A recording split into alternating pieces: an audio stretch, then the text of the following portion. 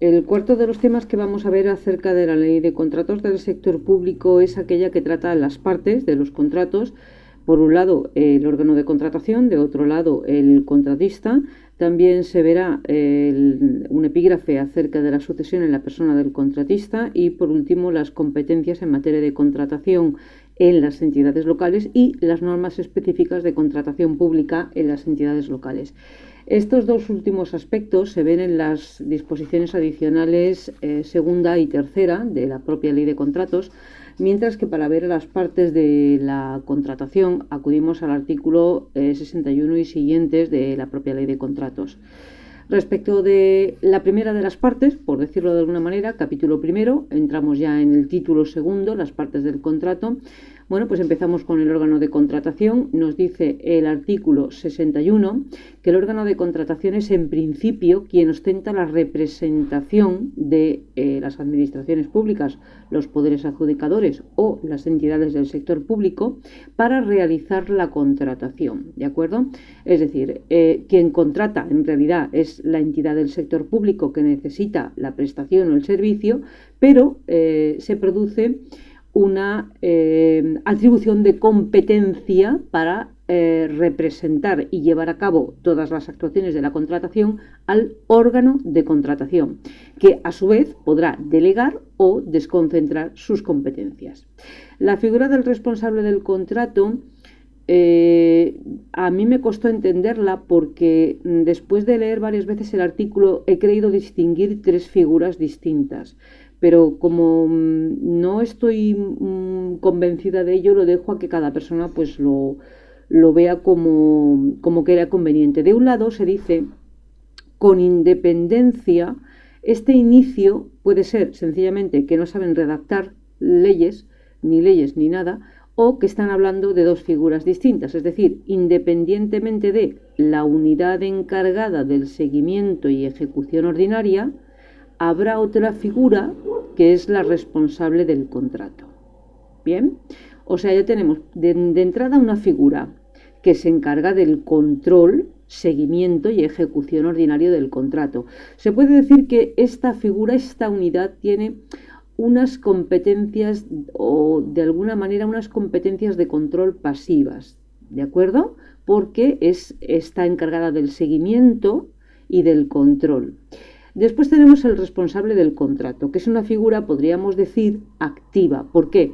Porque puede adoptar decisiones, puede dictar instrucciones, puede dar órdenes. Sabemos que en el caso de los contratos de obra adopta la forma jurídica del director facultativo. Y después en el apartado 3 aparece, yo creo que es otra figura distinta, lo que denominan una persona que actúa en defensa del interés general verificando el cumplimiento de las obligaciones del concesionario, concretamente en los contratos de concesión, bien sean de obras o bien de servicio. También veo en esta figura una actitud, entre comillas, pasiva, parecida a la de la unidad encargada del seguimiento y ejecución, pero yo creo que se trata de una figura distinta a la del responsable del contrato. Entre otras cosas porque el que acude en el caso de las concesiones a la hora de la reversión es el responsable del contrato, no acude esta persona. De esta persona no se habla nada en la reversión de la concesión, cuando se extingue la concesión y por ende han de revertir de nuevo, suponiendo que haya bienes que reviertan. Si no hay bienes que reviertan porque solo se ha prestado un servicio, pues no hay figura de reversión. Pero también en los contratos de obra, el responsable del contrato, que en este caso adquiere la condición o la cualidad de director facultativo, es un órgano distinto de este, porque quien acude a la entrega y quien firma el acta de entrega es el responsable del contrato, no esta unidad encargada del seguimiento y ejecución ordinaria. Es por ello que me lleva a pensar que se trata de tres figuras distintas. Bueno, el perfil del contratante está en el artículo 63. Podemos decir que como noción algo abstracta, pero es la que tenemos, Es aquel elemento que agrupa la información y documentos relativos a la actividad contractual de un órgano contratante. Claro, cada órgano contratante tiene su perfil del contratante. Decir que es obligatorio que toda la información sobre contratación se publique en el perfil del contratante, y de no hacerlo así puede ser causa de nulidad, que eso se ve en el artículo 39 de la propia Ley de Contratos, que nos habla sobre las causas de nulidad de derecho administrativo. Se dice que el acceso en principio es libre, salvo que se requieran servicios personalizados, para lo cual pues es necesario aportar los datos, sobre todo para que el órgano de contratación se ponga en contacto contigo. En tercer lugar, se nos dice cuál es el contenido mínimo que debe contener, o lo que debe figurar en el perfil del contratista. Yo, como sabéis que siempre trato de simplificar porque mi memoria es muy mala, yo destaco la memoria justificativa del contrato, entendida como la justificación previa de la necesidad del contrato, el objeto del contrato, la duración del contrato, si va a haber prórrogas, si se prevén, es decir, se prevén prórrogas, las penalidades que se prevén en caso de incumplimientos, modificaciones que pueden producirse en el contrato o no, presupuesto base de licitación, importe de adjudicación. Los anuncios de información previa, que son un instrumento que sabemos que facilita o abrevia el plazo de presentación de solicitudes, artículo 134 de la propia Ley de Contratos. No solo hace eso, pero fundamentalmente, para no alargarme tanto, para mi modo de ver, es lo más destacado de esta figura. De otro lado, se nos dice que se publicarán, y esto creo que sí es importante, todas las actas de la mesa de contratación, a fin de respetar el principio de transparencia. Es imprescindible que se conozcan las actas de la mesa de contratación, porque la mesa de contratación es la que realiza la valoración de los criterios que aparecen en el expediente de contratación, y por ello realiza una propuesta de resolución, digámoslo así, al órgano de contratación, por orden decreciente, desde el candidato más apto o que se obtiene la puntuación más alta, de forma decreciente. Entonces, creo que estas actas que justifican esas propuestas de resolución deben ser públicas. Igualmente, se dice que deberá ser objeto de publicación en el perfil del contratante la decisión final de no adjudicar por cualquier razón, o de no celebrar el contrato. El desistimiento se entiende por parte del órgano de contratación, también la decisión de declararlo desierto, y la interposición de recursos, incluso la eventual suspensión del procedimiento de adjudicación del contrato o del propio procedimiento contractual por la presentación de estos recursos. De otro lado, el punto 4 se nos dice que esta información en los contratos menores, digamos que se admite que se publique trimestralmente. El 5 nos dice que también deberán ser objeto de publicación los procedimientos anulados, incluyendo aquellas causas de anulación, que es realmente lo importante, ver cuál ha sido la infracción cometida para que el procedimiento haya sido anulado. Y de otro lado, se vuelve a hablar de una figura que, repito, como en tantas otras ocasiones, no tiene la consideración de contrato. Artículos 31, 32 y 33, que son los encargos a medios propios, bien por parte de una administración pública, en el caso del artículo 31, bien por parte de un poder adjudicador, en el caso del artículo 32, o bien por parte de un ente del sector público que no tiene condición ni de poder adjudicador ni de administración pública, artículo 33. En ninguno de los tres casos tienen consideración de contratos, pero el Tribunal Constitucional, ya dijimos que realiza o intenta explicar que pretende generar una ficción jurídica para que los encargos a medios propios no queden, no se sustraigan del control que supone esta publicidad que le está dando el perfil del contratante, y creo que con buen criterio. se habla de encargos a medios propios cuyo importe fuera superior a 50.000 euros. Por cierto, de este aspecto se habló bastante más en el artículo 44 respecto de la interposición del recurso especial de contratación. A partir de aquí ya pasamos a ver la otra parte del contrato, que es el contratista. El artículo 65 nos habla de las condiciones de aptitud, en principio capacidad de obrar, no estar incurso en previsiones de contratar del artículo 71 y acreditar bien la solvencia económica y financiera y técnica o profesional, o bien, cuando legalmente se exija, pues estar debidamente clasificados.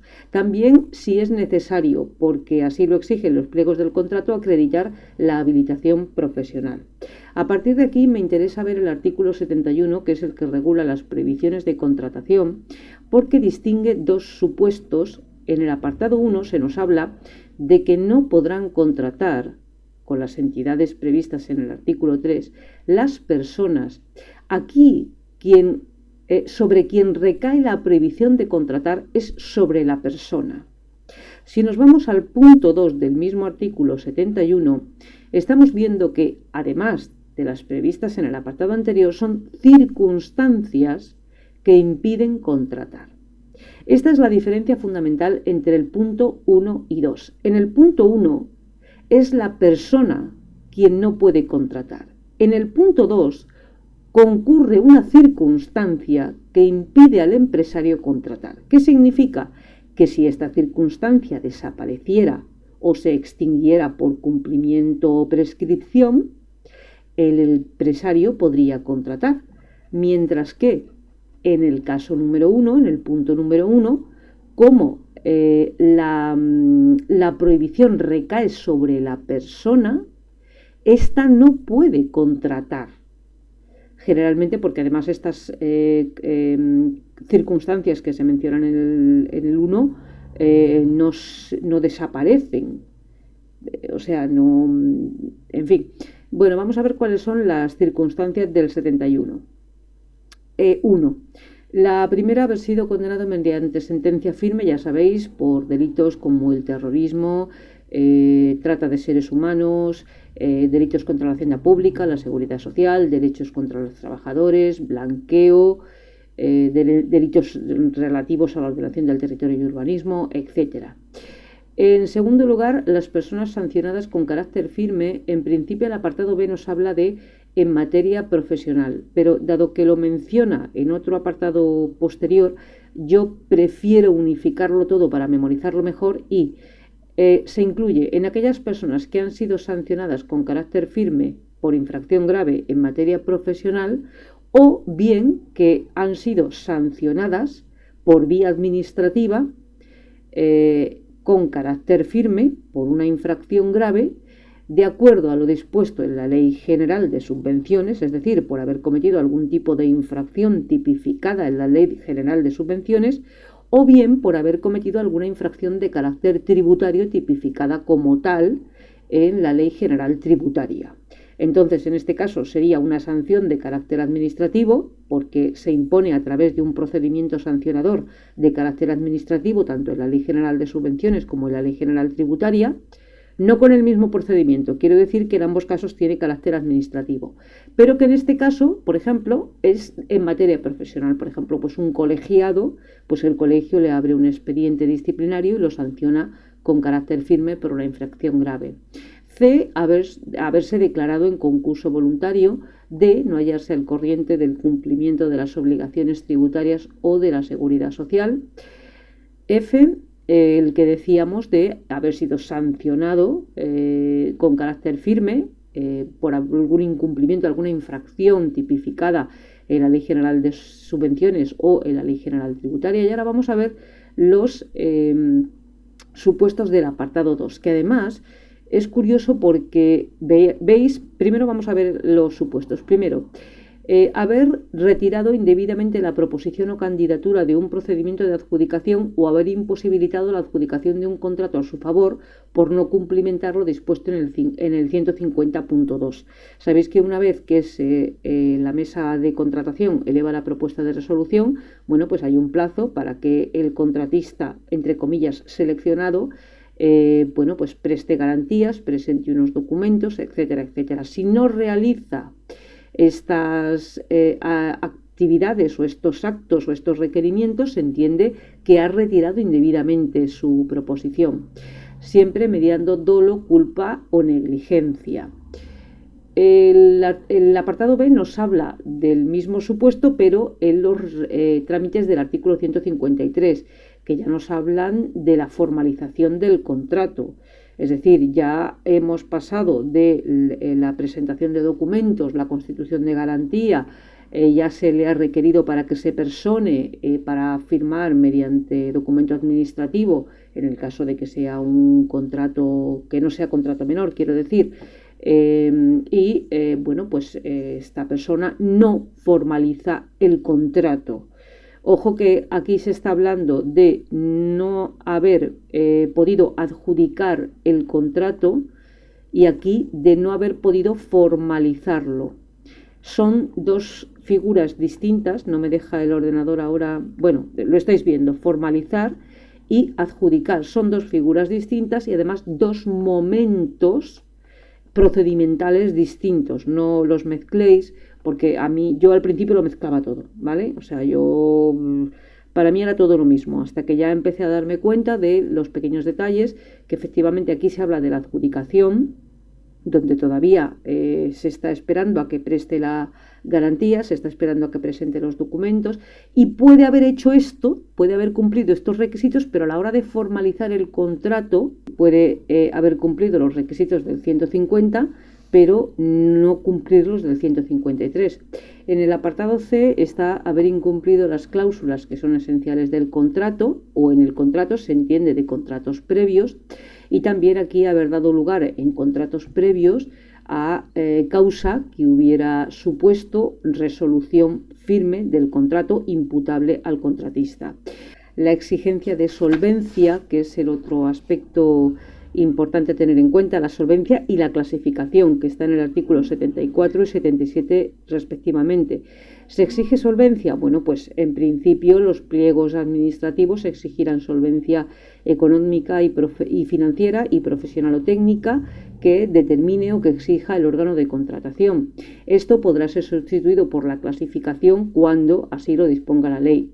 Nos vamos al 77, que nos habla de la clasificación, y en realidad, pese a que el artículo 77 es muy largo y nos habla de muchos supuestos, al final de todo llegamos a la conclusión de que la clasificación solo es requisito imprescindible en los contratos de obra cuyo valor estimado es igual o superior a 500.000 euros.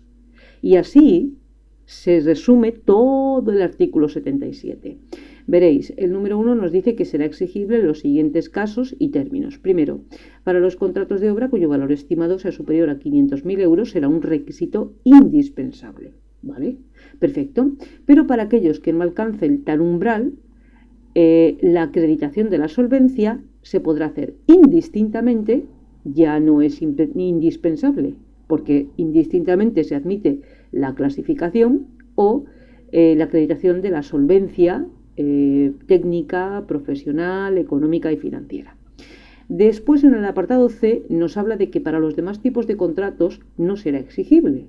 Bien. En el apartado 2 se nos dice que se exigirá al cesionario la comprobación de que está debidamente clasificado si efectivamente al cedente, digamos, al primer contratista se le exigió estar clasificado. 3. Se dice que por Real Decreto podrán exceptuarse para determinados tipos de contratos, y el 4 nos habla de la posibilidad de excluir esta necesidad cuando ya se ha llevado a cabo un procedimiento de licitación, ha quedado desierto y, bueno, con la intención de que no vuelva a quedar desierto, se puede excluir la necesidad de la clasificación. Como veis, el artículo 77 al final la clasificación queda en esto. Bien. Bueno, ahora vamos a ver la figura de la sucesión del contratista, que es lo que nos dice el epígrafe, artículo 98, pues son supuestos en los que se fusionan empresas, se extienden, se aportan o se transmiten acciones o partes de la empresa. En este caso, los que fusionan empresas, los que escinden, los que aportan, incluso cuando se produce transmisión intervivos de toda la unidad de explotación o de toda la empresa o una sucesión mortis causa, la persona que recibe, en este caso, queda subrogada en todos los derechos y obligaciones y por tanto debe reunir las condiciones de capacidad y ausencia de prohibición de contratar y de solvencia que se acordaron en los pliegos. Y aquí vuelvo a mencionar lo mismo, si en vez de solvencia lo que se exigió fue clasificación, lo lógico es que aquí también se exija que esté clasificado debidamente. Se dice que si no pudiera producirse la subrogación en derechos y obligaciones por no reunir la entidad las condiciones de solvencia necesarias, se determinará por parte del órgano de contratación la resolución del contrato, se le imputará culpa al adjudicatario y a partir de ahí se pueden imponer indemnización por daños. A efectos de lo anterior, se dice que se deberá comunicar al órgano de contratación esta cesión, sobre todo para que el órgano de contratación compruebe las condiciones del cedente, es decir, si cumple o no cumple las condiciones que se exigieran en el pliego de condiciones administrativas para la adjudicación. Respecto de las entidades locales, tenemos en la disposición adicional segunda la distribución de competencias. Bien, en principio, para los contratos típicos, cuando su valor estimado no supere el 10% de los recursos ordinarios, ya sean corrientes o de capital, pero que tengan carácter ordinario, del presupuesto, ni superen los 6 millones de euros, la competencia es del alcalde. En el caso de que lo superen, pues nos vamos al Pleno. El Pleno es quien, además, realiza la aprobación de los pliegos generales. El tercer punto nos habla de poblaciones inferiores a 5.000 euros, donde igualmente también es el Pleno el que realiza la redacción y licitación de los proyectos y de los pliegos. Bien, así que esto también es competencia del Pleno. En los municipios de gran población del 121 de la Ley de Bases, esta competencia recae en la Junta de Gobierno, cualquiera que sea el importe o la duración del contrato. En las entidades locales será potestativa la constitución de juntas de contratación. ¿Por qué? Porque si se constituye una mesa de contratación, que es, digamos, el órgano más ad hoc para realizar la valoración de las licitaciones, pues ya no es necesario que se constituya la Junta de Contratación. El número 6 nos habla de que municipios con población inferior a 5.000 habitantes, dada la supuesta escasez de medios tanto técnicos como personales, pues podrán acogerse a las centrales de contratación, que esto generalmente lo suele gestionar la Diputación, aunque no solo la Diputación, también la Comunidad Autónoma. En el 7 se nos habla de la presidencia de la mesa de contratación, que deberá ser por un miembro de la corporación. El 9 nos habla de los contratos privados. ¿Quién tiene competencia? Pues en principio los mismos criterios que para los contratos que hemos visto en el apartado número 1, solo que aquí el umbral económico baja a 3 millones de euros. De otro lado, se dice que en los municipios de gran población, a los de que se refiere el 121 de la Ley de Bases, pues también la contratación privada se ejerce por la Junta de Gobierno. Y por último, las referencias a la Diputación Provincial contenidas en esta ley se entenderán también efectuadas a entes locales supramunicipales previstos en los correspondientes estatutos de autonomía. Recordarlo de las centrales de contratación, que yo decía que generalmente esto lo ejerce la Diputación o la Comunidad Autónoma, pero aquí se ve que, de acuerdo con los estatutos, puede haber otros entes de carácter supramunicipal que se encarguen de estas centrales de contratación. Respecto a las especialidades o características de la contratación en las entidades locales, están en la disposición adicional tercera. Destacaremos algunas porque la memoria no da para todo. En el número 2 se habla de la tramitación anticipada. Esto es bastante común siempre que se trate de trámites ad intra y cuya aprobación de estos trámites ad intra esté siempre condicionada de forma suspensiva a la efectiva consolidación de los recursos que han de financiar el proyecto, a menos que ya se tenga los fondos, con lo cual no cabe la tramitación anticipada. Se lleva a cabo la tramitación del contrato y ya está. El apartado 3 se habla de la fiscalización que debe ejercer el órgano interventor, pero no solo del contrato que se va a celebrar o que se pretende celebrar, sino de, digamos, un control recapitulatorio de todas las contrataciones que se van haciendo por parte de la entidad local para comprobar que se respeta el principio de estabilidad presupuestaria y sostenibilidad financiera de la hacienda local. Así pues, por ello habla de las repercusiones que cada nuevo contrato es como un control recapitulatorio. Y además se le dice que asistirá a la recepción material de todos los contratos, asistido por un técnico, si él no entiende de cementos o no entiende de ventanas, porque es lo normal. En el 4 se nos dice que en las poblaciones de menos de 5.000 habitantes la fase A puede ser sustituida por una certificación de existencia de crédito. El número 7 vuelve a referirse a esas entidades con menos de 5.000 habitantes donde los contratos de obra cuya financiación exceda del presupuesto anual podrán redactarse mediante proyectos independientes. En el 9 se habla de los contratos que tengan por objeto la adquisición de bienes inmuebles donde se permite el aplazamiento del pago de hasta 4 años por parte de la entidad local.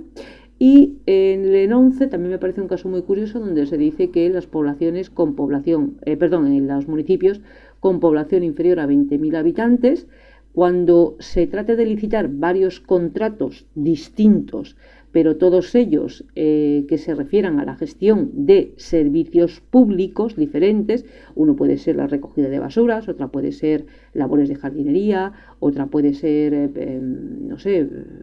labores de vigilancia, se permite que todos estos servicios públicos se liciten en un solo contrato, siempre y cuando este contrato, por su valor estimado, no esté sujeto a los umbrales SARA y su valor estimado, la anualidad del contrato, no supere los 200.000 euros. Y con esto se da por concluido el tema sobre los órganos de contratación.